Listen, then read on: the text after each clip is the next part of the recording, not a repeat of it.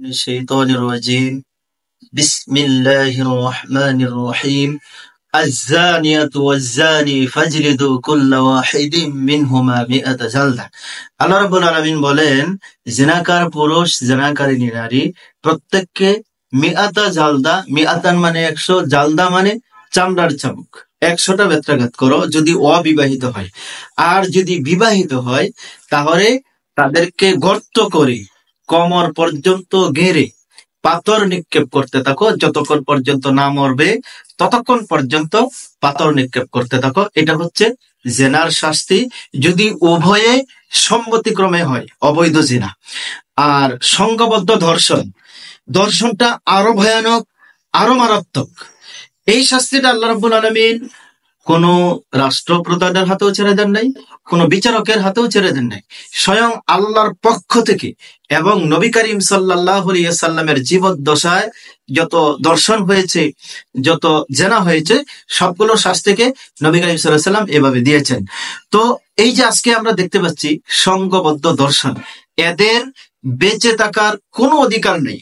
কোরআন কারীম অনুযায়ী তাদেরকে, এই দর্শনকারীদেরকে কোমর পর্যন্ত ঘেরে, গর্ত করে কোমর পর্যন্ত ঘেরে তাদেরকে পাথর নিক্ষেপ করতে হবে। যতক্ষণ পর্যন্ত না মরবে ততক্ষণ পর্যন্ত তাদেরকে পাথর নিক্ষেপ করতে হবে। এবং এই পাথর নিক্ষেপ করার সময় আল্লাহ তাআলা বলতেছেন, ওয়ালা তাখুযকুম বিহিমা রাফাতুন, তাদের ব্যাপারে তোমাদের মনে কোনো দয়া মায়া যেন সৃষ্টি না হয়।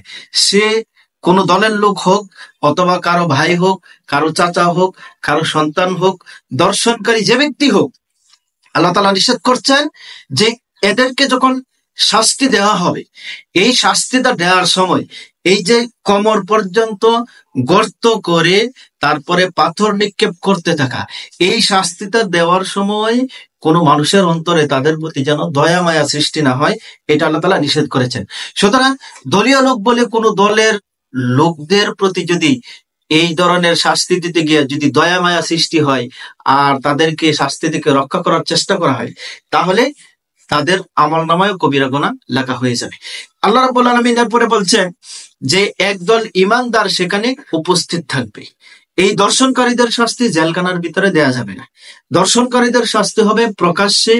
একদল ঈমানদার সেখানে উপস্থিত থাকবে, সেখানে মিডিয়ার লোকজন থাকবে, এবং সমগ্র দেশে এই শাস্তিটা ছড়িয়ে যাবে যে যারা করলে বা দর্শন করলে, দর্শনকারীর শাস্তি হচ্ছে পাথর নিক্ষেপ করে দুনিয়া থেকে বিদায় করে দেয়া। এরপরে দেখুন আল্লাহ তাআলা বলছেন, ইন কুনতুম তুমিনুনা বিল্লাহি ওয়াল ইয়াউমিল আখির, ইন কুনতুম তুমিনুনা বিল্লাহ, আল্লাহর প্রতি যদি ঈমান থাকে, ওয়াল ইয়াউমিল আখির, আর আখিরাতের প্রতি যদি ঈমান থাকে, তাহলে এই শাস্তি তোমাদেরকে কার্যকর করতে হবে। আমরা যদি নিজেদেরকে আল্লাহর প্রতি ঈমান আছে বলে দাবি করি, আখিরাতের প্রতি ঈমান আছে বলে দাবি করি, আল্লাহ তাআলা বলছেন যে ইন কুনতুম তুমিনুনা বিল্লাহ, যদি আল্লাহর প্রতি ঈমান থাকে, ওয়াল ইয়াউমিল আখির, আর আখিরাতের প্রতি যদি ঈমান থাকে, তাহলে পাথর নিক্ষেপ করার মাধ্যমেই দর্শনকারীদেরকে শাস্তি দিতে হবে।